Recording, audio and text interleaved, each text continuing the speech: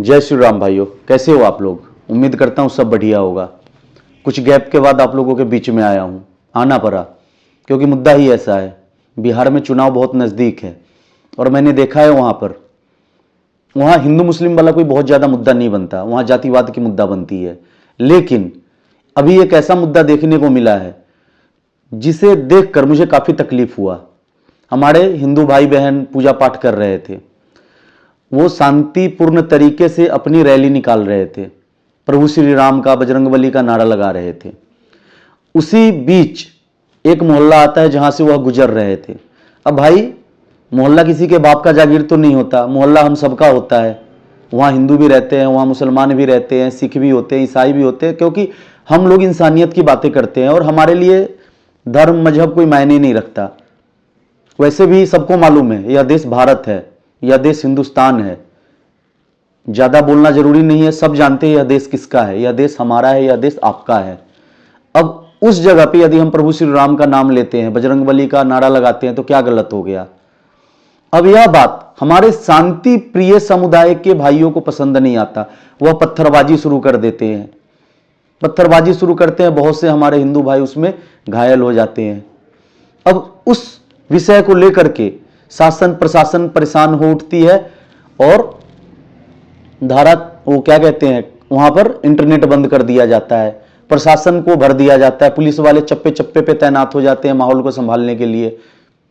लेकिन माहौल संभलता उससे पहले बहुत सारे हमारे हिंदू भाई पिट चुके थे, मार खा चुके थे, क्योंकि हम तो पूजा पाठ करने के लिए निकलते हैं, लेकिन अचानक से पत्थरबाजी शुरू हो जाती है। फिर बताओ वहां पर क्या किया जाए। वहां पर हम एक्शन भी नहीं ले सकते क्योंकि हम कानून हाथ में नहीं ले सकते हैं।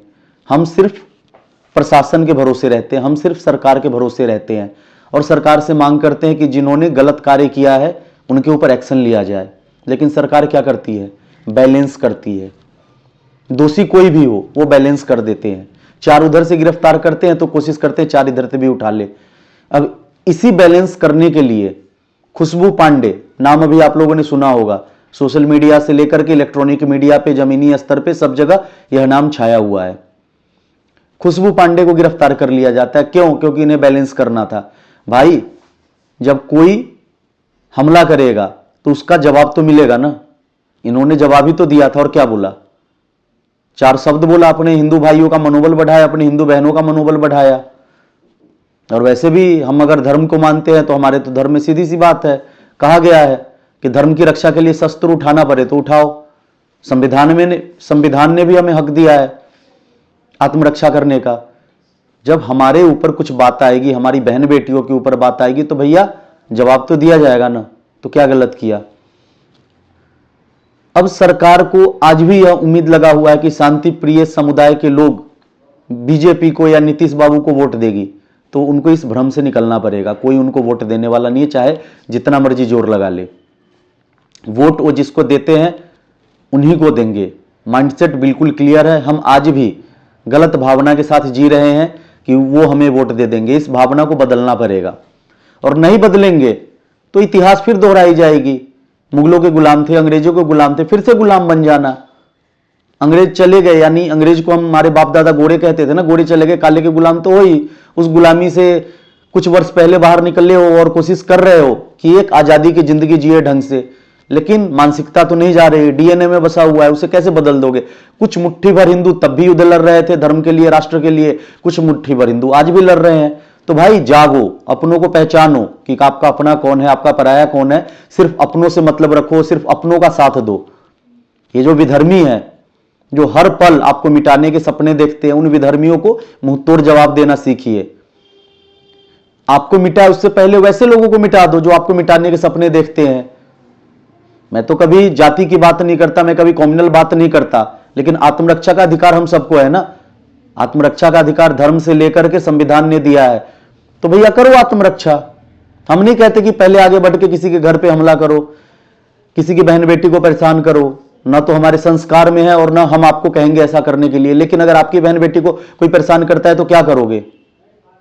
आज देखो, जो देश में बैठे हुए थे गद्दारी कर रहे थे वहां तक तो ठीक था, बांग्लादेश से आकर के विधर्मी बैठ गए हैं, रोहिंग्या विधर्मी के रूप में बैठ गए हैं, हमारी बहन बेटियों के साथ गलत हरकतें करते हैं। अभी तो आप लोग देख रहे हो ना, हर महीने कुछ ना कुछ खबर आप लोगों की सामने आती है कि रोहिंग्या ने ये कर दिया, बांग्लादेशी विधर्मियों ने ये कर दिया। तो भैया उसके लिए हम शासन और प्रशासन से भी हाथ जोड़ के निवेदन करते हैं कि ईमानदारी पूर्वक कार्य करे और ऐसे लोगों को बाहर का रास्ता दिखाए। मैं सरकार से भी मांग करता हूं कि ये जो रोहिंग्या और बांग्लादेशी के रूप में जितने भी विधर्मी हैं, जो तार के नीचे से या गलत तरीके से हमारे देश में आ गए हैं, उन्हें बाहर उठाकर फेंकिए।